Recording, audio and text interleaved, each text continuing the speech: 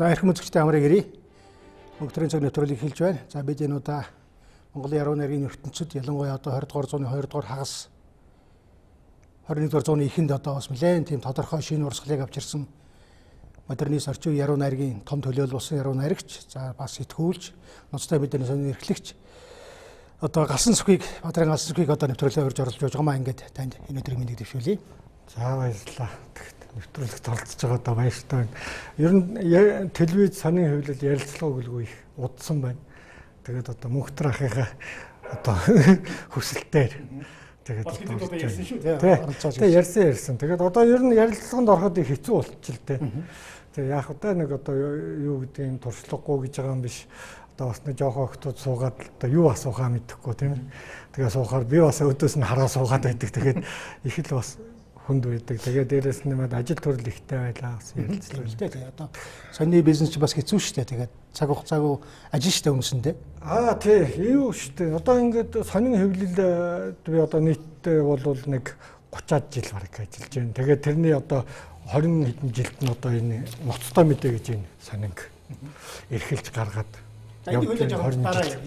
дараагийн асуулт.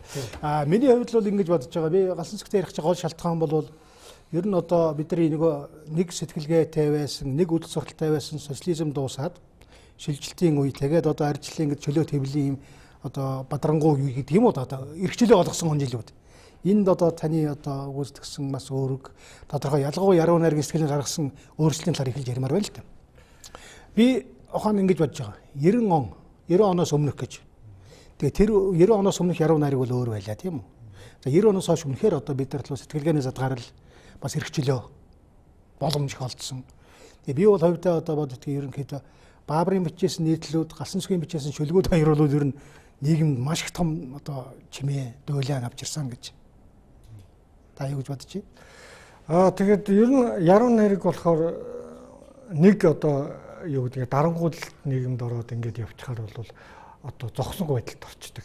Энд чинь бас л нэг нийгмийн бас нэг юу шүү дээ оролцож байгаа нэг хэлбэр зогсонгүй байдалд оролцдог. Одоо социализмын үед гэхтэл бол харьцангуй одоо ингээд зөвхөн нам төрөө махнуулсан ч гэдэг юм уу ийм маягтай байсан.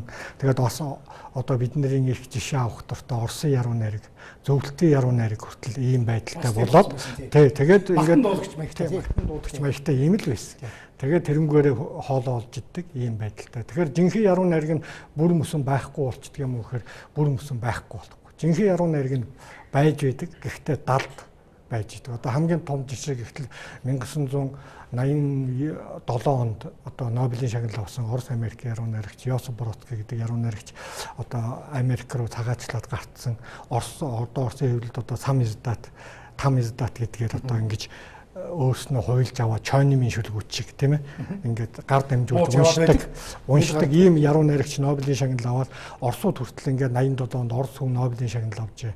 Оросын зөвлөлтийн яруу найрагч Америк цагаачсан яруу найрагч Нобелийн шагнал авчээ гэхтэл мэдчихээ олонх нь мэдчих жишээтэй. Энэ шиг ингээд одоо энэ жинхэнэ яруу найрагт гарч ирээд төсрэлт болоод Монголд ч гэсэн тухайн цаг үед бас байсан. Чойным гэдэг яруу найрагч үнэхээр батлах хэсэг дэвтэр дамжаал явдаг байсан. Тэр чойнымын яруу найраг жинхэнэ яруу найраг мөн үү биш үү? Улс төрийн шүлгүүд үү гэдэг бол бас өөр асуудал. Тэгээд бас хажуугаар нь одоо Дамжин сүрэнгийн Урянхай гэдэг бас мундаг агуу яруу найрагч байна. Энэ яруу найрагч маань хүртэл дотоод шатлалтын хөдөлгөөргээд 80 хэдэн онд бичээл үнэхээр өөр яруу найрагч. Социализм байсан ч гэсэн тий бас бичил байсан. Таны анхны шүлэг ямар шүлэг вэ? Та хэдэн он ер нь хизээний шүлэг үчигсэн бай? Би шүлэг 8 настайгаас 9 настайгаас бичсэн. Хаана байсан үлээдэг чи одоо Хинтэй аймгийн Өндөр хаан. Тий Өндөр хааны одоо баруун 2 дугаар 8 жил гэж ярьдаг. Одоо 10 жил болсон. Энд сурж байхдаа. 8 настай ямар шүлэг өчгөөд? Тэгээд энэ модернист одоо пианрын үнэн сонин Монголын зохиолчдын үйл хамтарсан Монгол хүн сансарт нисээд овог тохиолдуулж 82 3 за тэр явж байгаа тий. Тэгээд ингээд энэ зориулсан ийм яруу найргийн уралдаан зарлаад пианрын үнэн сонин дээрээс уншаад тэгээд тэндээс шүлгүүд хэдэн шүлэг хүчээ явуулсан мартцсан байж байгаа. Тэгээд ингээд 3 дугаар ангид 4 дугаар ангид ордог жил гэрийн сүдэр төвттэй сонжсэн чинь ах өдөр ажиллаа өдийн цайнаар ирэхдээ утга зохиол урлаг сонинд тэр үед чинь нэг тормор барьдаг байсан шүү дээ. Одоо ялангуяа тийм цагдаас ирэхэд улсууд сонин монд ороогоо талах малхаа бариад ирчихдэг. Тэгээд ирсэн талах боож ирсэн сонинг нь уншижсэн чинь уралдааны дүн гарав. Хинтээ аймгийн 8 жилийн 2 дугаар 8 жилийн сургуулийн 2-ын Б ангийн сурах галсан сүх 2-ын Б гэж 2-ын А ангийн сурах галсан сүх 3 дугаар байр эзэлтэй тэргээд сансар төрсөн найрамдал гэдэг нэртэй шүлгээр тэгдэг байлаа сансрын тухай. Тэг гүр орогчоо баатрахад. Тэр бол одоо тунхаглын шинжтэй гоё тийм сэтгэлгээний шүлэг байж. Ер нь модернист шиглэр ягаад хандчих вэ? Тэгээд явсаар байгаа л яруу найраг гэж юу вэ? Ингээд явангуут их урт зам одоо ингээд дараагаар нь 3 дугаар ангид ордог жилээ манай сургуульд одоо энэ соёлын гавь зүтгэлтэн яруу найрагч Ломби Нима гэж Аманда хүмээ одоо хинтийн агуулгын Ломби Нима багш маань манай сургуулийн хичээл эрхлэгч. Бас гацтай тий? Тэг хичээл эрхлэгчээр ирсэн манай сургуульд. Тэгээд шүлэг өчтөг хүүхэд байна вэхээр нь гар өргөөл шавн болол тэгээд тэр юугаар замнаад тэгээд яруу найргийн юунд ороод явсан да. Тий. Яг яруу найрагт бол хүүхд болгон одоо бид нар ч ялгааг бас тэгж орж ирсэн. Тэгэхдээ тэнд тэсжүүлдэх өөрийгөө олох маш том болцсон биш үү? Тэг би бол гайхаад байдаг. Яагаад галсан сүх модернист болчихвоо? Яагаад сэтгэлгээний өөрчлөлөөр орж ирэхээр та бол хинтийн яруу найрагчдаас нэрлэх байх тийм үү? Тий. Тэгээд ингээд явж байгаад Ломби Нима багшийнхаа гар дээр явж байгаад 7 8 дугаар ангид ороод Нима багш маань чамайг одоо 2 хүнд шавь оруулна. Аль нэгэнд нь шавь орно чи алийг сонгох уу гэд. Нэг нь болохоор манай энтигээс гарсан төрийн сойрхолт яруу найрагч Эренжингийн Чойн яруу найрагч ангийн хүүхэд одоо төрийн сойрхолт яруу найрагч Нимбүгийн Нимдурж багш маань. Нөгөөх нь болохоор бас Хөдөлмөрийн Баатар яруу найрагч Дэндвийн бүрүүдэрч гэдэг 2 хүнд аль нэгэнтэй шавь ороо гэдэг. Сонголт байна гэдэг. Тэгээд би Нимбүгийн Нимдурж багштай шавь орж ирсэн юм аа. Ингээд шавь ороод багш маань захиа бичээд би 7 8 дугаар ангийн хүүхэд хинтигээс Эрдэнэт хүртэл багшийнхаа захиаг аваад ганцаараа яваад. Тэгээд социалист байх удаа чи одоо хэдэн настай байх удаа? Тэр үед чи одоо 7 8 дугаар ангийн хүүхэд чи 13 4-тэй л байсан юм. Маш багнаас шүү дээ. Тэг жоохон байл л дөө. Тэгээд ганцаараа яваад Эрдэнэтэд очиод тэгээд жил болгон сүүлдээ багшд очдог. Багш Эрдэнэтэд болохоор одоо юунд хийдэг нэг автовадад манаач хийдэг. Тэгээ манааны шугуурт нь хамт суугаад гэрт нь очиод зунжин галзууны амралт дараалсан. Маш гоё дурсан гоё төвхтэй. Тэгэл өдөрт 5 шүлэг бичих жишээтэй 5 шүлэг бичсэн 5 шүлгээ дараагаар нь 20 30 хуулж бичихтэй нэг үгийг таалагдаагүйгээ засаа солиод бичээд тэгэл ингээд шидээн л үдчихсэн. Энэ явцын дунд л одоо ингээд энэ яруу найраг бас шинэлэг байх хэрэгтэй юм байна, өөр байх хэрэгтэй юм байна. Тэгэл ингээд одоо модерн гэдэг юм уу энэ юур бол орсон доо. Тэгээ тэр үед чинь бас ингээд үдэл суртал ингээд тэр үед чинь 87 88 он чинь бас үдэл суртал 86 он гэдэг чинь бол болоогүй байлаа шүү дээ. Яагаад ч гэсэн одоо тэгтэл одоо манай Ломби Нима багш чинь Чернин Евгений Евтушенко гэж яруу найрагч болоод байл гэдэг. Тэгэхээр би энэ коммунизмыг магтан дуусан яруу найрагч болохгүй. Би Йосип Бродский шүтдэг хүн гэдэг зөрөөд тий. Гэх мэтэр ингээд яасаар байгаа. Тэгээд анхны шүлгүүд гарсан анхны одоо модерн шүлэг чинь хэдэн онд хэвлэгдсэн бэ? Анхны шүлгүүд 1988 онд 87 88 онд 8 дугаар ангид байхад одоо энэ яруу найрагч Аюур зан тий одоо армаа бичиж байгаа тий армаа бичиж байгаа. Манай Аюур зан Бавуудэрж хулан ингээд хэн уянга гэдэг их олон хүмүүсийн шүлэг тэр үед утга зохиол урлаг сонины нүүрэнд ингээд зурагтайгаа гардаг байсан. Тэгэхэд Аюур зан 10 дугаар анги төгсөж байсан. Би 8 дугаар ангид байсан. Чи хинтээ Баян хонгорт Бавуудэрж завханд тэг ингээд байж хагаад ингээд бидний шүлэг хамтдаа гарч ирсэн. Тэгээд ингээд дотор нь чинийх бол арай нэг өөр болоо явцсан. Тэгээд тэр чинь бас янз бүрийн шүлэг байсан, бас өөр л байсан. Тэгээд цаашдаа үргэлжлээд бодлын солиулцал сонин гээл ингээд их олон юун дээр хөдөлмөр сонин, утга зохиол урлаг сонин дээр ингээд гараад тэгээд ингээд явангууд чинь тэр үед үргэлж тэр үед бол модернизм юм зохиол өөрчлөгдөж байна, цаг төр өөрчлөгдөж байна, өөр л болж ирсэн. Гэхдээ бол энэ юу гэдгийг магтуул цаашаалахаас илүү хараалгуулж одоо муучлуулах нь. Одоо хинбэ гэдэг хүмүүс гайхаад юу вэ гэд ингээд энийг солиотой юм гээд нэлээд олон явсан доо. Болор цамд гэхэд бол бараг 10-аад удаа орсон л гэсэн. Тий. Болор цам дараагийн шийдвэр. За тэгээд үргэлжлүүлээ. Тэгээд ингээд модерн яруу найраг ингээд яваад тэгээд шүлгүүд гарч эхлээд одоо би хэлсэн өмнө талд нь Урянхаа гэдэг мундаг яруу найрагч дотоод шатлалтай сэтгэлгээний одоо агуулх тийм бас гоё шүү дээ. Тэгээд зүс бүгийг андуу тэгээд увсын залуучууд одоо Бадамсан ороод Баян сан энэ төр гэдэг асрууд нь залуучууд байлаа. Эдгээр ингээд бүгдээрээ дээр гарч ирээд 90 онд үндсэндээ бол Монголын яруу найрыг нэг ёсондоо тесрээл. Тэгэхээр тэрний үр дүн дээ. Тэр тесрэлтийн. За хоёлаа жоохон хазаач. Галсан сүхийн яруу найрыг хийгээд одоо тэр үеийн хүмүүсийн сэтгэжсэн сэтгэлгээ бол нийгмийн уур амьсгалд бас тодорхой хэмжээний хүчтэй нөлөө үзүүлж ирсэн.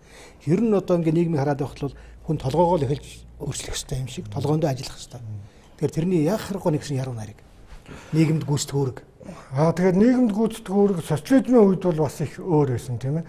Ингээд хүмүүсийг юу гэдгийг 1930-аад онд манай их нацагдж яруу найрагч одоо жаргалан энэ ертөнцийн томон жаргалан түүний дотор эрүүл энхийн нэгэн жаргалан гэж бичээд одоо ингэнгүүт хүмүүст юу гэдгийг хуулгын чанартай шүлэг ингээд эн чинь бас өөр болоо. Тэгээд энэ одоо сэр уд гэдэл яруу найрагч 30-аад оны яруу найраг 20 хэд оны яруу найраг бол шал өөр болгож ирсэн. Энтэй адилхан ингээд энэ чанар нь одоо 90 оноос хойш бол давмгайлаагүй буцаад энэ яруу найраг гэдэг өөрийнхөө мөн төрхөндөө эргэж орж ирж яруу найргийн хөгжлийн яруу найрагч нь бол хуулгын шүлэг биш. Хүмүүс одоо ерөөл магтаал биш. Одоо бол их сэтгэлгээний уран тансаг одоо үзүүлбэр юм тийм үү? Тий.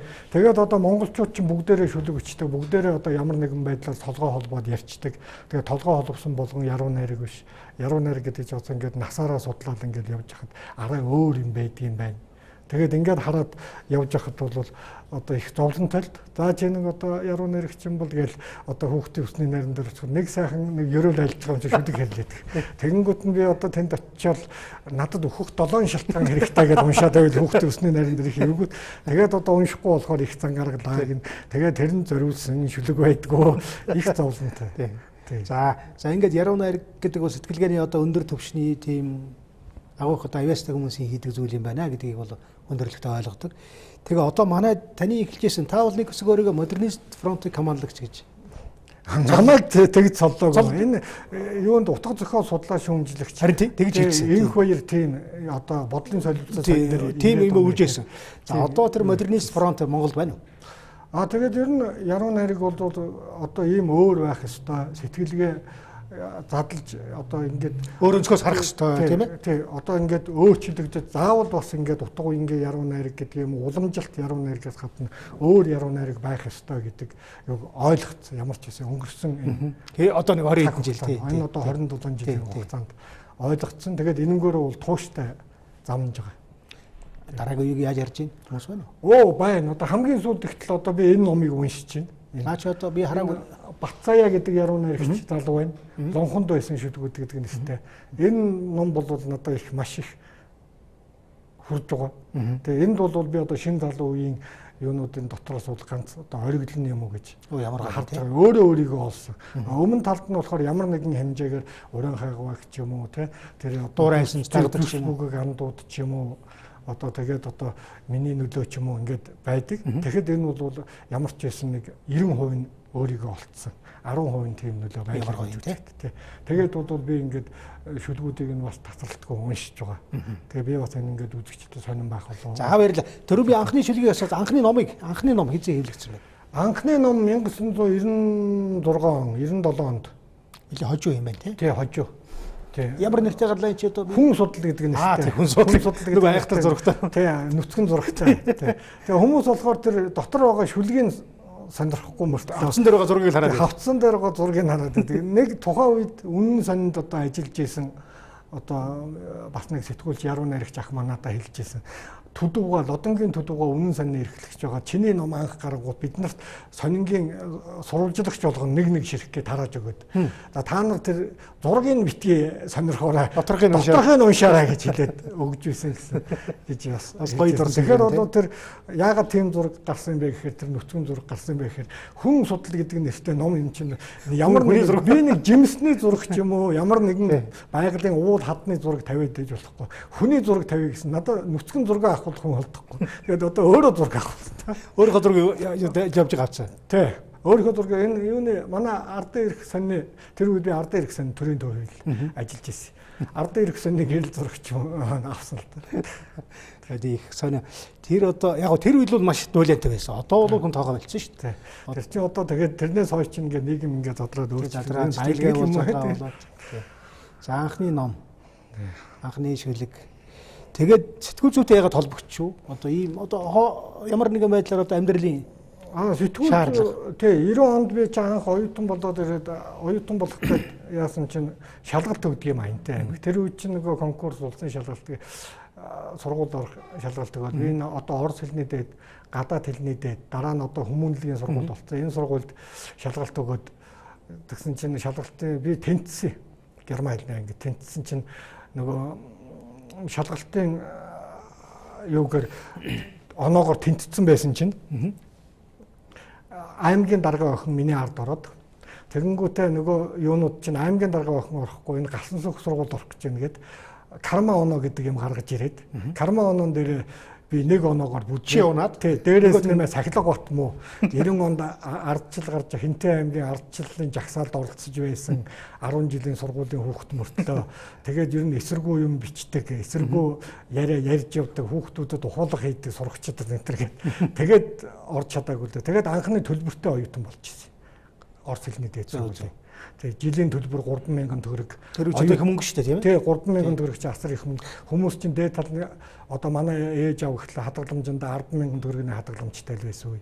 Тэрний 3-4000 төгрөгийг аваад оюутан болно гэдээ ирж байсан. Оюутны байрны төлбөр 140 төгрөг жилийн тийм л байсан.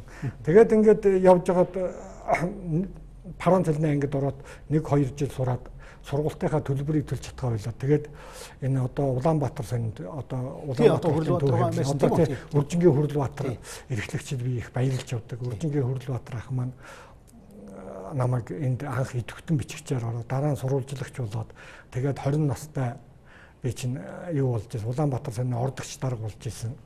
Тэгээд ингээд сэтгүүл зүйтэй холбогдоод сонин хэвлэл явсан. Одоо хүртэл явж байна. Тэгээ би бол боддог байхгүй. Одоохон галсан сөх ингээд том төрийн юм уу төрийнч байх болсон л та зүгээр том хэвлэлд ажиллаад явах боломж байсан. Гэтэл өөрийгөө одоо хайгаад өөрийнхөө сонинтой болоод өөрийнхөө өсөл бодлыг илэрхийлэх боломж олдсон уу? Тэгээ 96 95 6 оноос эхлээл ингээд ардын ирэх сонинд сурвалжлагч байлаа. Ардын ирэх сонины хийд фараад мараад гэл бас шоу бизнес ингээд юмд ороод би чинь бас хамтлаг дуучин дууны шүлэг мүлэг бичин хурд хамтлаг Нисван хамтлагийг байгуулад хурд хамтлаг дууны шүлэг бичээд тэгэл ардын ирэх сонины хийд фараад гэл анхны бас энэ дууны жагсаалт магсаалт бүх энэ шоу бизнесийн юмд оролцоод санаачлаад явж исэн.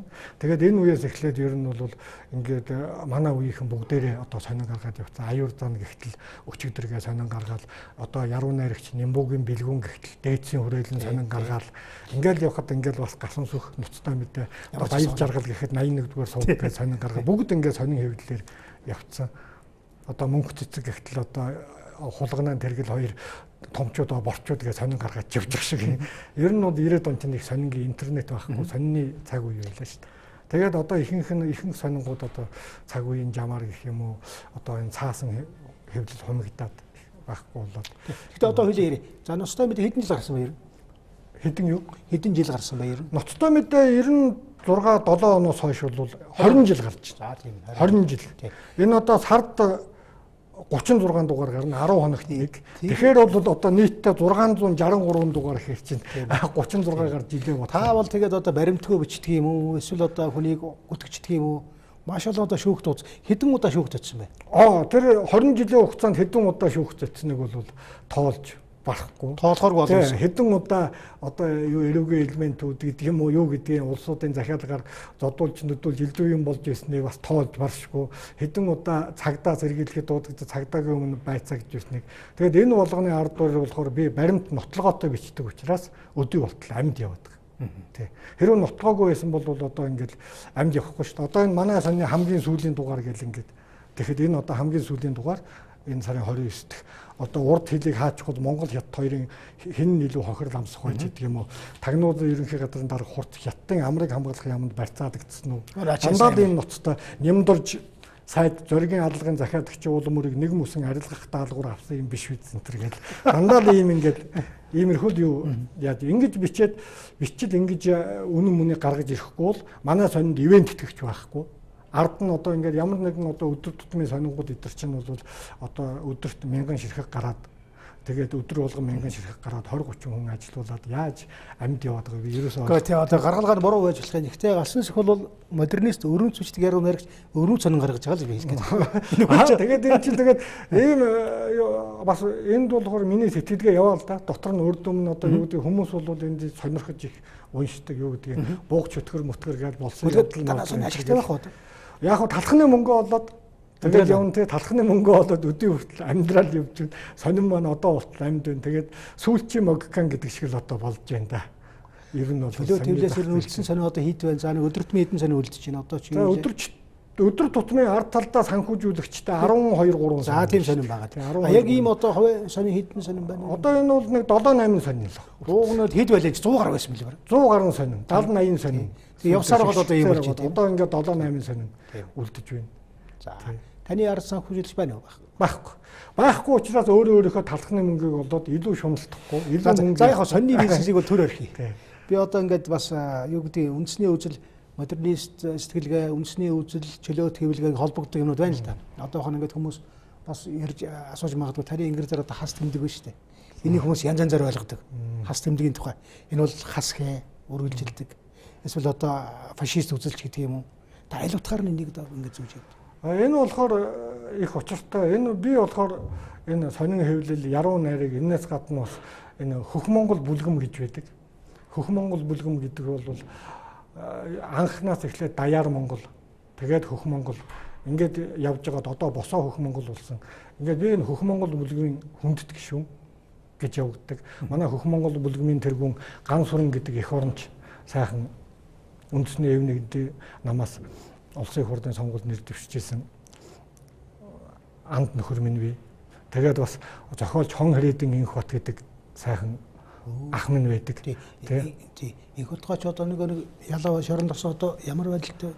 Инх утгаа яг тэр ял авсан асуудал нь болохоор их эдрээтэй юм байдаг. Энэ бол цаг нь болохоор тодорхой байх. Үнэхээр хүн буудсан уу буудаагүй юу гэдэг асуудал бол тусдаа ярих асуудал. Инх утгаа маань одоо ямар ч байсан 10 гаруй жил одоо шорон гэдэг юм уу энэ хэцүү нэртэй гадар суугаад саяхан одоо суллагдлаа. Тэгээд одоо бол манай хөх Монгол бүлгмийн үйл ажиллагаа одоо маш идэвхтэй сэргэж байгаа. Бид нар одоо үнэхээр сэргэхгүй бол болохгүй цаг үе өмнө маань. Тийм л та. Тэгэхээр одоо энийг чи одоо манай үзэгчид тухайн ойлгоход энэ одоо яг ямар очирхтай байгуулга юм бэ гэдгийг асуувал та юу гэж хариулах вэ? Энэ болохоор ийм очирхтай байгуулга шүү дээ. Манай хөх Монгол бүлгэн бол одоо юу гэдэг монголчуудад сая түүхч Үлзий Баатаргаа ах маань хэлсэн шүү дээ. Монголчууд бол ганцхан монголчуудыг байхгүй болоосой гэж боддог ганцхан үндэстэн байгаа. Тэр бол манай энэ урд хөршөө. Энэ урд хөршөөсөө болгоомжилж явах хэрэгтэй. Урд хөршөө маань зөөлөн одоо идэх бодлого гэдэг зүйлийг хэрэгжүүлээд эхэлчлээ. Энэ 27 жилийн хугацаанд. Тийм учраас бид нар өнөөдөр монгол хэлээр шүлэг хүчээд монгол хэл амьд байгаад монгол хүн байгаад энэ одоо урд хөршөөс гэдэг юм уу урд одоо өвөрлөгч монголчууд маань ирээд эргэн тойрон харахад монголоор яриад ямар сайхан бэ гэж дуу алдж байгаа шүү. Монгол гэр яасан олон байна. Утгаатай ч гэсэн монгол гэр гээ тий. Одоо нарантуул зах дээр хүртэл явхад монголоор цагдаа хүртэл монголоор яриад ямар сайхан бэ гэж ярьж байгаа шүү. Тэгэхэд ийм байяад гэж бодож байгаа бол бид нэр энээс болгоомжлох ёстой. Одоо болгоомжлох цаг үе ирсэн байна. Энэний төлөө бол тэмцдэг. Энэ одоо хэд үндэсний үзэл биш биз? Хэд үндэсний үзэл гэдэг ямыг энэ хят сүүлийн 27 жил бий болсон энэ хятадын эрлиз хурлизууд ийм хүмүүс гаргаж ирсэн. Одоо интернетэд бол тэр чигээр энэ 27 жилийн хугацаанд тэр эрлиз хурлизууд өсөд томроод төрийн толгойд гарч суугаад одоо юу гэж хэлж яах нэхэр Монгол гэж ярингууд үндсэрхэг үзэл гаргалаа. Үндсэрхэг үзэл эх оронч үзэл өөр юм гэж ингэж салгаад байгаа байхгүй. Эх оронч үзэл гэж юу юм? Үндсэрхэг үзэл гэдэг чинь ингээд худлаа салгаад эн чинь нэг л юм шүү дээ. Жижиг үндэстэнд бол үндсэрхэг үзэл байж оршин тогтнодог тий. Хятад шиг Орос шиг том улсад бол үндсэрхэг үзэл байвал шовинист юм уу үндэсний дээрэнгүй үзэл болдог. Тэгж юм байдаг. Хэдэн онд харлаа би багшийн дээд Монгол хэл уран зохиолын ангид бас нэг хэсэг сурж ирсэн.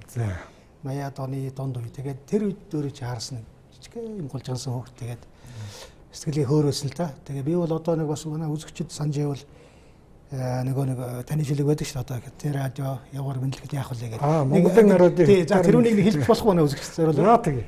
Монголын хараадын хятадаар мэдлэхэд би үхнэ гэдэг шүлэг утсан чинь одоо хүмүүс тэр юунд нь анзаараад юу гэдэг нэхэр надад бол маш их ирж хэлж байна. Автобусын дотор хятадаар олон жилийн өмнөөс шүү дээ. Олон жилийн өмнө 10 гаруй жилийн өмнө. Наад шүлгэнийг хэлж болох уу манай үзэгч? За тэгээ энэ шүлгийг уншиж өгье. Тэгээд би энэ шүлгээ олж явах доктортой бас хэлээ л дээ. Одоо энэ автобусын дотор хятадаар зарлаад эхэлчлээ. Автобусын юу гэж болж байна? Автобусны буудлуудыг тэр жариггүй. Харин тэгж одоо тийм бас яригадаад байна. Зарлаад эхэлчлээ. Зарим телевизүүд хятадаар мэдлээд эхэлчлээ. Чи өөхөх болоогүй юу гэх. Миний өөхөх тухай яриад би болохоор зүгээр би бас монгол хүн учраас би ер нь бол өөхөхгүй гэдэг санаагаар харин Монголын радио хэдэж хятадаар мэдлэхгүй гэдэг санаатаагаар бичсэн болохоос биш. Хүмүүс их буруу ойлгоод. Энэ одоо яруу найргийн хэлээр ингэж хэлэх бол одоо яг эх орончийн тэмцэл юм а гэж би тухайн үед бодож байсан. Тухайн одоо эх орончийн үзэл юм а гэж. Тэгэхээр танаа шүлгээ манай нэвтрүүлгийн дундуур нэг уншаал өгчвөл бас гоё юм болов уу гэж хүмүүс санал нээж. За тэгээ би тэгээд тэр шүлгийг бас энэ их олон шүлэг байна. Эндээс бас асуудал хоёлаа ярьж лээ. Тэгээд уншиж өгнө. Тэгээд одоо бол үнэхээр анхаарахгүй бол болохоо болчих. Одоо энэ бол олон жилийн өмнө тэгж бичижсэн. Тэгэхэд бол одоо өдөр тутам одоо энэ гасан сөх одоо юу гэж энэ хаавага солиороод байгаа юм бэ? Солиороод байгаа юм бэ гэжсэн бол одоо энэ аюул чинь энэ хэдхэн жилийн хугацаанд хаяанд ирсэн. Хаалга дэгдээ. Бас солонгосыг ороод ирсэн. Солонгос соёлоор монголчууд одоо киногоор нь амьсгалж байна тийм ээ. Одоо солонгосоор дамжаад одоо өдөр тутам үндэсний телевиз маань хятад солонгос кино гаргадаг. Тий, гаргадаг болсон шүү дээ. За болчлоо. За ингээд энэ шүлэг болохоор таны сайхан манай үзэгчдийн камерал харж байгаа сайхан уншаад. Англи хэлэнд итгэж зориулв. Чихнүү чимэг болсон аялгүй сайхан монгол хэл. Бямбын ирэнчин.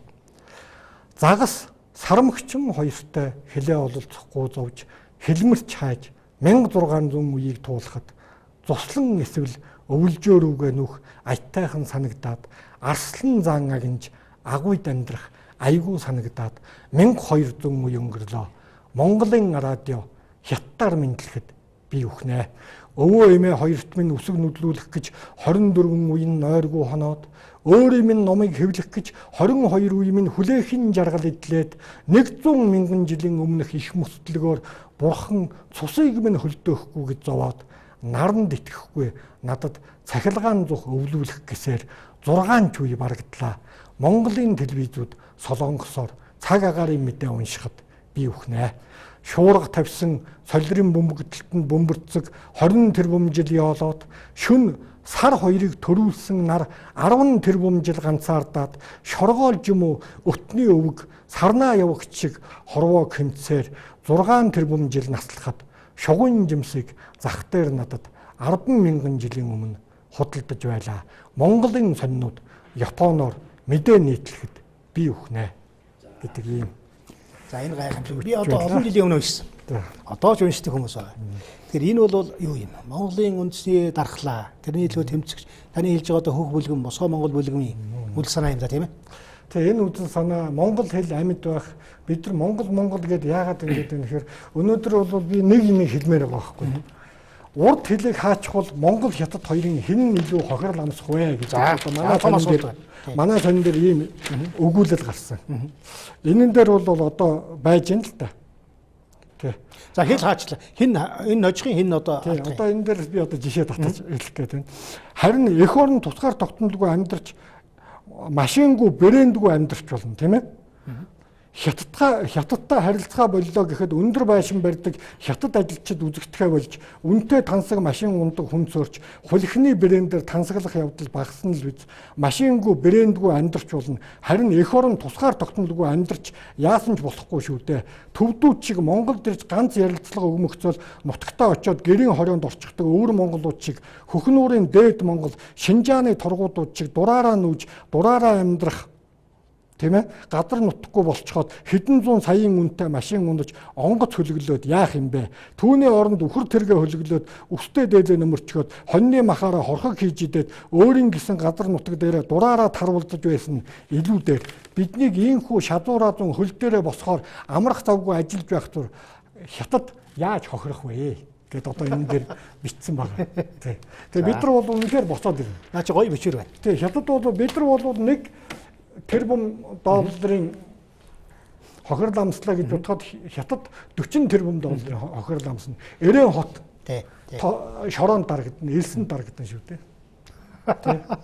Нэг Монголын баялгаар босцоо хот. Монгол гол гэж байхгүй болно. Тий. Үнэхээр бол одоо тооцоолоод үзэхэд бол бид нар урдаас бол нэг юм хэдэн хөлхний одоо нарантуул захтаар дардаг оймс иймэрхүү юм авж байгаа юм билээ ш. Тэрнээс биш хамаг үснөөс нүүсээ гаргачаад хэрвээ оймс момсыг авъя гэвэл хойд хил нээлттэй байна. Оросоос улаан үдээс Казахстан одоо та бүхэн би яруу наригчтай ярилцаад яруу наригч бас улс төрч юм аа та тийм ээ. Одоо ер нь энэ Монгол улсын иргэн үнэхээр энэ улсынхаа төлөө шаналхгүй бол яахгүй бол болохгүй байна. Тийм цаг үе чи. Энэ би одоо хэд одоо энэ өчнөө олон хүүхдүүдтэй. Тэгээд ингээд яалаа гэхэд энэ үлдэж байгаа хүүхдүүдтэй юу үлдээх гэдэг үүднээс шаналаа. Тэрнээс биш би бол яруу найрагч юм жинхэнэ оригинал төв улс төрчийн ямар хамаатай юм би энэ бичээд өгөөд тий одоо энэ үнэтэй нутагдах хавар цагийн импрессионист айлгуу та нар ойлгохгүй 100 жилийн дараа ойлгоно гэдэг ингээд бичээд цаашаа хараад суугаад байвал юу болох вэ? Тэр одоо хүүхэд гиснээс би энэ 29 дугаар сургуулийн юунд хамгийн сүүлд та чинь нөгөө шүүхт очиод яасан бэлээ таны чи одоо ийм юм болсон.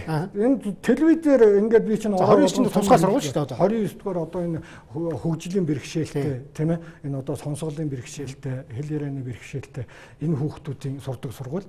Энэ хүүхдүүдтэй холбоотой юу бол ингээд бусад монголчуудтайгаа л адилхан телевиз, радио, сонин, интернет үзэж байгаа л. Тэгсэн чинь тэр сургуулийн захирал энэ хүүхдүүдийг ингээд бэлэг өгснийг бэлгийн дарамт гэж хэлээд байгаа. Ингээд ичгчгүй яриа зогсож байгаа, ярилцлагыг зогсож байгааг хараад үнэхээр дургүй үрсэн. Миний үр яаж холбоотой сургуультай юм? Тэгээд би тэр юуныг хөгжлийн бэрхшээлтэй улсуудын энэ сонсголгүй хэлний бэрхшээлтэй улсуудын холбоо байдаг юм байна. 100 айлд. Тэр холбоон дээр очиж би уулзлаа. Яг харин тийм үү? Ярилцлагын дараа сэтгэл зовоо. Тэгээд бид нар энийг үнэхээр эсэргүүцээд тэмцээ дийлэхгүй байна. Бидэрт мөнгө төгөөг алга. Би талхныхаа мөнгө сонноос олсон мөнгөөрөө би очиж тэр хэвлэлийн баг хурлыг зохион байгуулалт 25 дугаар телевизийн юунд зохион байгуулад. Тэгтэл нөгөө телевизийн баг хурлынхаа бичлэгийг авъя гэхэд дараа нь бичлэгчээ алга болцсон гэд. Гэх мэтээр ингээд тэгэнгүүт тэнд юу оролцсон бэ гэхээр тэр 29 дугаар сургуулийн багш нарыг өмөрөөд байсан өмгөөлөгч Батбаяр гээд телевизээр хүн болгонд ял оноогод энэ тийм хэрэг хийсэн тэдэн жилийн ялтаагээ сууж идэг хөнгөр тгсэн гэж. Тий. Сууж идэг нөхөр намаагч бас шүүх цагдаа гэж бас нэлээд явсан бас явж байгаа. Одоо ингээд яангууд тэр нөхөр очиж таньдаг юугаараа хэлж ахуулаад хальс мальс байхгүй.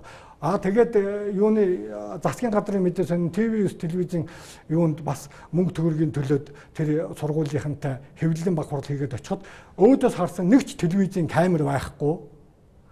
Хэдэн сайтын сурвалжлагч суудсан. Тим хэвлэлийн баг хурал болж ивэл яах вэ? Телевизүүд чинь хэвлэлийн баг хурал задлаа гэд ирдэг үстэй. Зар тараагаад.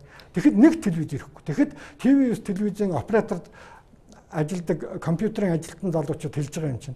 Доод талын юун дээр ирсэн бүх телевизүүдийг доор машинтай хүүхэн суучаад бүх телевизүүдийг дуудаж машин дотор уулзаад нэг юм тоолж өгөөд буцаад телевизүүд нь яваад байсан. Ямар сони тийм байдгийн байх та. Харин тийм юм болсон гэж хэлсэн юм надад нэртэй устаага. Тэгээд юу болчихв? Тэгээд ингээд тэр сайт хэдэн сайт үлдснийх нь тэрний жишээ нь ихэд тэр 29 дугаар сургуулийн хүүхдүүдийг дээрлэхэд тийм ээ бэлгийн дарамт үзүүлсэн гэж яриад байгаа. Тийм ээ тэр захирлыг өмөрж байгаа өмгөөлөгч Батбаяр гэдэг нөхөртэй ажил төрөл амин хувийн холбоотой гэж яригадаад байгаа. Тэр одоо Тугэмэн гэдэг сайтын сэтгүүлч хүүхний явуулсан сайтын юунууд ирчээд та нар яах гэж энэ хүүхдүүдийг өмөр чивлэн баг хурал хийж байгаа ингээд загинж нөгөө улсуудын намайг загинсаар байгаад тийм хэвлэлийн баг хурал болоод тарж ах жишээтэй. Ийм маягаар бүх юмыг ингээд зохион байгуулдаг болцсон юм байна. Тэгээд одоо харсан чинь багш нарын ажил хаялаад гингүүт нөгөө ял өгдөг өмгөөлөгч нөхөр маань гүйжил явна. Энэ ер нь яасан хаширдгүй мөнгөтэй хүний талд үйлчилдэг гэд би ноцтой мэдээ сонин дээр бичгэд шүүх тагдаад өгсөн. Тэгэнгүүтээ дараагаар нь нөгөө Тугэмэн сайт дээр тэр бумтан өмгөөлөгч гээд өөрийнхөө тухай бичүүлсэн. Тэр бумтан өмгөөлөгч одоо хэдэн зуун сая төгрөгийн татвар төллөө. За ингээд энэ бол зүгээр жижиг жишээ. Маш жижиг. Маш ганцхан жишээ нь бол маш ноцтой жишээ байна. Тий. Тэгэхээр ингээд өмгөөлж хамгаалдаг юугүй болцсон. Нөгөө хүмүүс маань одоо ингээд мөнгө төгрөг байхгүй Юу байхгүй. Тэгэхэд дандаа ингэж мөнгө төгрөг чадaltaй улсуудын талд орж те одоо хятадын компаниудыг өмгөөлж хамгаалаад тэр өмгөөлөгч Батбаяр гэдэг нөхөр явж байгаа жишээний ийм болцсон. Хүмүүс бүгд мөнгөтэй хүнд үйлчилдэг ийм болцсон байна энэ нийгэм. За өнөөдөр яг бид нар ярилцж байгаа үед одоо давтан сүүлдний олон удаа гарах учраас цаг хугацаанд юутай байж магадгүй. Өнөөдөр цагдаагийн ерхий газрын дарга тагнуулын ерхий газрын дарга мэдээлэл хийлээ. Нямдар сайд хариу өглөө. Энэ одоо Монгол төрөх жоох доош орж байгаа юм шүү таны хувьд юу гэж харж байна? Энэ 27 жилийн туршид үнэхээр байгаагүйгээр одоо доош орж. Энэ болохоор нэг их мундаг өдөө том албан тушаалтай болсон хүн дээр үед надад хэлж ирсэн. Ингээд юу хийж яах вэ? Улс их орн чинь хэцүүдэж байна энэ дээр тэр гэл. Ямар том юмны төлөө санаа зовт. Тэрний орн чи одоо машинда бензин байна уугүй юу гэж санаа зов. Нөгөө хойлж байгаа ч. Тий.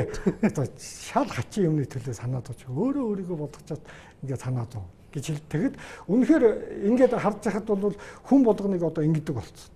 Энэ чинь мөнгөтэй улсуудын зодон болцсон байхгүй юу? Улс төр гэдэг тий. Өнөөдөр одоо бие биенийхээ одоо юуг уудалж байна шүү дээ. Одоо нямдарж хэнийг тагнуулын дарга хурцыгаа одоо тэр юуны Эрдэнэтэйг авсан худалдаа хөгжлийн банкны Эрдэнэ үйлгийн хуурай дүү шүү дээ гэл.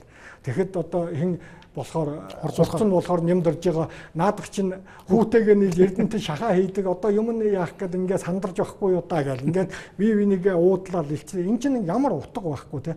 Үнэхээр биднээс ангид болцсон. Тийм учраас өнөөдөр би юу гэж хэлэх гээд байна гэхээр би өнөөдөр 20 жил энэ сонин барьж 20 жил би энэ юуны төлөө те шүлэг өчгөөс гадна 20 жил үгээ хэлж ингэж тэмцлээ.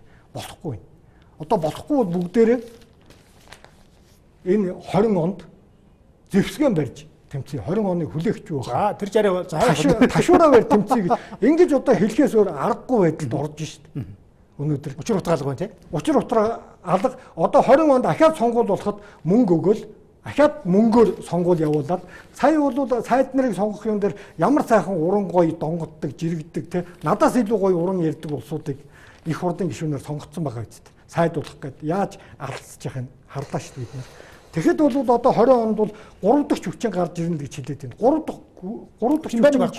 3 дахь хүчин гэж байхгүй шүү дээ. Байгаад одоо намбарын инх хоёр нөгөө намбарын инх хоёр дарга бид нар 20 жил мэднэ.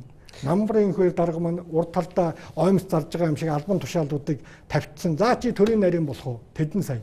За чи энэ юу болох уу? Дэд сайд болох уу? Тэд гээд ингээд сууж идэг гээд яригдчихл байгаа шүү. Тэгэхээр ийм улсууд эргээд 3 дахь хүчин гээд гарч ирвэл ямар нэмэр вэ? За ингээд битэрийн одоо гоё яруу найраг тансаг сэтгэлгээний тухай ярих гэсэн. Гэхдээ угаасаа энэ нийгэм бол ингээд орооцолтгол юм байна л да. Тэгвэл одоо би танаас нэг асуулт асууя. Ер нь Монголын яруу найргийн сэтгэлгээний чиг хандлага нь ямар байна? Хитрхи зах зээл рүү ойртож юу? Хитрхи амбиц байна уу? Эсвэл авиас байна уу? Алийг харж байна? Аль нь илүү танд харагдчих, мэдрэгдэж байна? Өнгөрсөн хугацаанд би одоо нэлээд олон орноор яруу найргийн олон улсын наадмуудад оролцож исэн. Литв, Македон, Колумб, Орос, Вьетнам, Солонгос гэдэг зөндөө олон орнд яруу найраг. Ингээд харж байхад бол яг яруу найраг нь өөртөө буцаад жинхэнэ яруу найргийг нь хүрээд ирсэн улс төрөмж байж лээдэг тийм. Одоо Колумбд гээд ингээд яах чинь бол тэр чигээрээ яруу найраг хэсэг ард түмэн сонсдог, яруу найргаа үздэг. Одоо ингээд бодолтой яруу найргийн фестивал болоо тэр Колумбын Медельин гээд хотод болдог. Энэ хотод яагаад яруу найргийн фестивал зохион байгуулах болсон бэ? Тэр фестивал өнөөдөр дэлхийд альтернатив Нобель гэдэг нэртэй Нобельтэй энэ тэмцгүүд гэдэг Нобелийн шагналын хорооноос олгодог шагналыг энэ яруу найргийн фестивал авсан. Ийм фестивал. Эдгээр болохоор Колумб чинь 50 жил байлдаад одоо яг та хоёр сая ингээд бусад тэмцгүүл болохгүй гэж 50 жил Колумб байлдаад одоо сая тэр байлдж ясан Парс гээд бүлэглэл нь засгийн газартайгаа гэрээ байгуулад тэгээд Колумбийн ерөнхийлөгч Хуан Сантос сая инх тайвны Нобелийн шагнал аваад ингээд Парс бүлэглэл эвлэрэл бодоод Парс бүлэглэл албан ёсны Колумбийн нам боллоо шүү дээ. Тэ улаан цэцгэн 50 жил байсан чинь эвлэрхүү одоо ер нь эвлэрхүү л гэдэг асуудал шүү дээ. Тэгэхээр тэд нар бол тэмцээгээд ингээд тэр бүлэглэл тэмцээр байгаад одоо ингээд Колумб гэдэг улс бол өнөөдөр үнэхээр хүчрхэг болцсон. Одоо өөрснөө эдгээр бас хэлж байна. Америкт биднийг байлдуулаад байгаа маа танаа Монголтай адилхан Колумб улс асар их уул уурхайн баялаг зэстэй бүх юмтай алттай. Тэгэхэд Колумб улсын юмыг л нөгөө Америкууд чинь барууны хооронд нь алцуулаад дундаас нь ашиглаад дундаас нь авах гэл тий. Одоо Ливи ч гэсэн яг л тийм л болсон шүү дээ тий. Тэгэхээр энэ шиг одоо ингээд ийм байдалтай байхад бол үнэхээр одоо яруу найргээ тэгэхэд бол Колумбод одоо хар тамхи гэж ярьдаг тий. Тэр Меджин хот бол тэр хар тамхины Колумбийн утал Америкуудыг гаргаж ирсэн домог Пабло Эскобара гэдэг хар тамхины загалмайлсан эцгийн төрсөн. За тэгээд тэрийг яахын тулд наадам зохион байгуулж.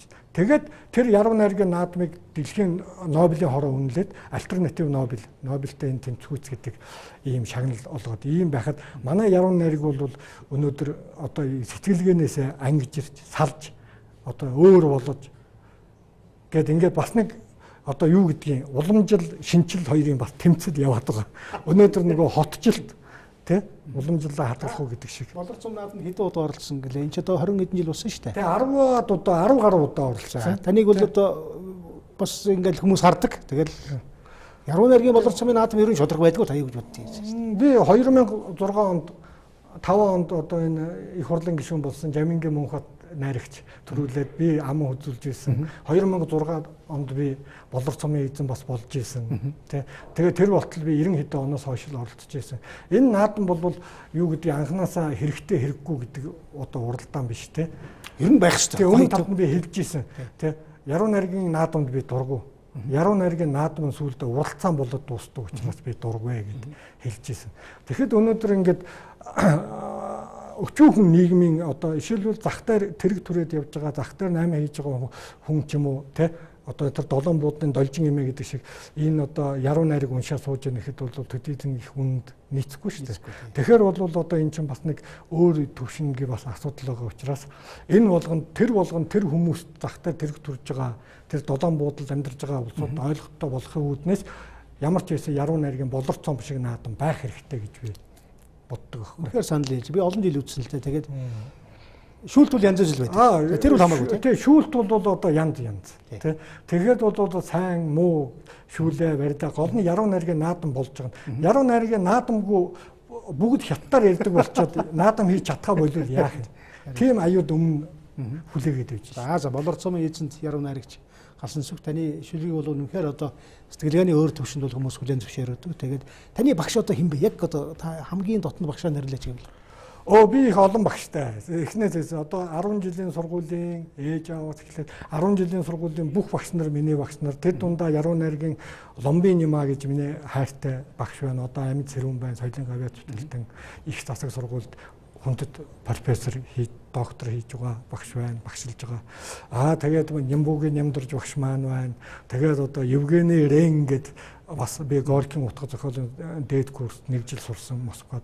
Тэгэхэд яруу найргийн семинар удирдах байсан Евгений Рен гэдэг би түрүү хэлээд байсан Йосип Бродский гэдэг яруу найрагчийн багш, Анна Ахматова гэдэг одоо манай монголчууд одоо Лев Гумилев гэдэг монгол судлаач ааваар нь сайн мэддэг тийм ээ. Тэр хүний Ахматовагийн ээжийнх нь Шав. Энэ бас яруу найрагч байна. Гэтэл ер нь бол их олон багштай дөө. Амьдралч гэсэн багш. Амьдралч гэсэн бүгдээрээ үр хүүхэд маань багш. Таарлаж байгаа ер нь хүн болгонд бие биендээ багшласаар угаад л энэ нэг насыг барддаг юм шиг. За баярлалаа. За ингээд хоёлаа нэвтрүүлэг өндөрлж чинь төгсгөлд нь би нэг зүйлийг асууя. Цаг хугацаа гэдэг бол ингээд урсан тоол байдаг. Үнэт зүйл бол үлдээл байдаг. Өндөрлөгчийн төвхөн тийм байд юм байна. Тэгээд Монголын яруу нэгэн өв соёл их мундаг байх л та бид нар судлаачийн төвшөнд ярьж чадахгүй. Тэгээд үргэлжлэх байх. Одоо энэ нийгэм цаг үеийн ингээд сонирхолтой үед бол яруу найрагч бол заавал оролцдог юм байна гэд. Тэгээд одоо өөрийнхөө үзлүүдийг илэрхийлдэг юм байна гэд байгаагийн жишээ бол тааман баг тийм үү? Одоо оролцохоос өөр арга байхгүй болчиход байна. Өнөөдөр хүмүүс их энэ хөрөнгөтөн нийгэм гэдэг чинь өөрөө хүмүүсийг их бэртгчин болгочдөг юм байна. Нэг машинтай болгоод, нэг жижигхэн түтцтэй болгоод, нэг дэлгүүртэй болгоод тэгээд хэрв хараа энэ нийгмийн хувьсгалд оролцвол чиний дэлгүүр шатан шүү, машин чинь шатан шүү, чиний өмч байхгүй болно шүү гэдээ ингээд суулгачдаг. Тэгэхээр дагаад тэгэнгүүт надаа ямар хамаатай юм. Эдгээр өстө тэр юугаа хийж чинь миний дэлгүүр бүтэн байвал, миний түтц бүтэн байвал, миний машин шатахгүй бол хамаагүй гэдэг үзэл бодолтой болчихсон. Эннээсээ монголчууд минь болцгооё. Энэний хор шиг. Энэний хор уршиг тэгээд одоо яг эрхчлөөгүй болно. Бид их оронгүй бодохгүй их оронгүй болно. Тэ хамаг юм чинь хятад хүн зааварлаад хятад хүнний өмнө очиод бүхэлдээ зэрэхээр ойлгох хэрэгтэй. Тэр үед оройтсон байна да. Тэр үед оройтсон байна. Тэгээ одоо бол энэ галсан сүх гэдэг галзуу солиотой шизофрентэй новш юу шизотой новш юу гэж солиорж байгаа ингээд зурагт үзэж байгаа улсууд харааж байгаа байх л та. Гүг хараагүй бахаа. Зарим сайхан ойлгож байна. Одоо яг хөө эрлээ цорилтууд их болцсон. Одоо төрийн толгойд хүртэл эрлээ цорилтууд байна. Эдгээр чинь одоо ингээд сайхан монгол хэлээр ярьж байна. Нэг ёсондоо бол монгол бол одоохондоо хятадаар ярьдгүй, монголоор ярьдаг хятадын хойд мууж болчих гээд шүү дээ. За ийм гонигтай сэдвэр төгсгöd яг жоохон бадрангуй сэдвэр. Тэгээд хэрвээ бид нар үнэхээр өнөөдөр ташууран бариад энэ цаг үед босч чадвас бид нар хүчрхэг болно. Бид нар үнэхээр одоо цаг үе ирж байна шүү. Тийм учраас одоо би өнгөрсөн хугацаанд үр хүүхдээ хүмүүжүүлэх манай хүүхдүүд жижигхэн том болох гэж нэлээд зүтгэлээ. Одоо бол бас зүтгэдэг цаг шүү. Гэрээ засаад юу гэдэг вэ? Бие засаад гэрээ засна. Бие засаад гэрээ засаад тэгээд юу? Тийм учраас бол одоо зүтгэхгүй одоо би шүлэг зохиолоо бичиж гээд суугаад байх цаг арай л биш. Та уран бүтээлийн үеж яхад зогсож юу? Таны сүүлийн гарсан ном чи надад одоо бурхан дэлгэх зөвлөгөө тийм ээ? Бурхан дэлгэх зөвлөгөө тэгээд CD тэгээд одоо би дандаа ийм энэ одоо цог сэтгүүл дээр бас нэг энэ юу цог сэтгүүлч гарч байгаа шүү дээ. Цог сэтгүүл гарч байгаа. Энэ сүүлийн шүлгэнүүд гарсан. Би дандаа энэ түүхэн шүлэг бичиж байгаа. Дан түүхэн шүлэг бичиж байгаа. Тэгээ би дан түүхэн шүлэгтэй ном. Өмнө талд нь би бол хангалттай юу гэдгийг Нисван самтлагын дуулдаг гар хангалга ажил төрөгч те юу гэдгийг зөндөө олон ийм юу шүлгэнүүд бичсэн. Одоо бол Монголынхаа түүхийг судалж байна. Монголын түүх шиг гайхамшигтай түүх хаана байна вэ гэдгийг би судлах тусмаа мэдчихээн. Тэгэхээр цаана чинь хүмүүс Казахстан, Солонгос гэдэг улсууд түүх зохиох гэж ядж хахад бид бэлэн байгаа түүхээ амжилж гаргаж ирч чаддгүй. Тэгээд би түүх бичнэ гэхээр зүгээр нэг толгой холбосон түүхэн юм бичих биш. Уянгийн жинхэнэ яруу найраг бичье. Хойч үедээ ийм яруу найраг үлдээгээд дан түүхэн шүлэгтэй ном гаргая гэж бодлоо. Таавал бүрээд ястан.